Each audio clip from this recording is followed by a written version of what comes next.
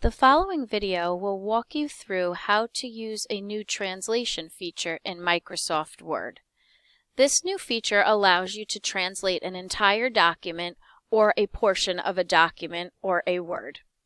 In order to use the translation feature, open up a document that you would like to translate and click on the tab that says Review.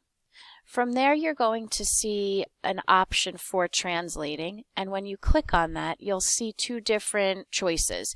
You can translate a selection of a document or a word or a paragraph, or you can translate the entire document, at which point a copy of it will be made.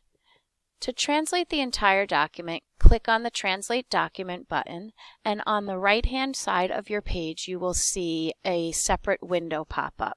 You're going to see that you can choose to translate a selection or the entire document. When you translate the entire document, a whole copy will be created. Pick your translation from language. In this case, I just have it set to auto detect, and then choose the language you would like the document to be translated to. You will notice that there's a drop-down button and there's many different choices that you can go through for language choices. In this case, I'm going to choose the Spanish language, and I will then click on the Translate button.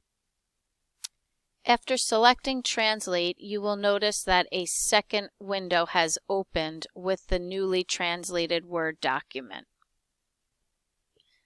The second option that you can use is to select a portion of the document that you would like translated.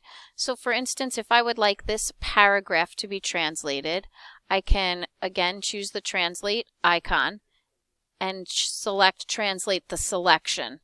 So right now, being that I have this paragraph selected and I'm on my selection button, it's going to translate it from the English language into the Spanish language.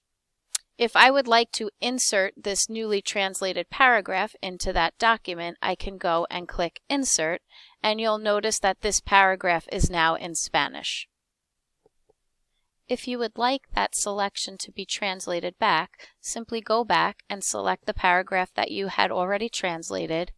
It is now in Spanish, and we want to change it back to English. So for the to language, you would just go back and select English for your choice. It then takes it, translates it into English, and you could go back and insert that into your document. I hope that you find this new tool useful, and look for follow-up videos which work with translation tool in PowerPoint.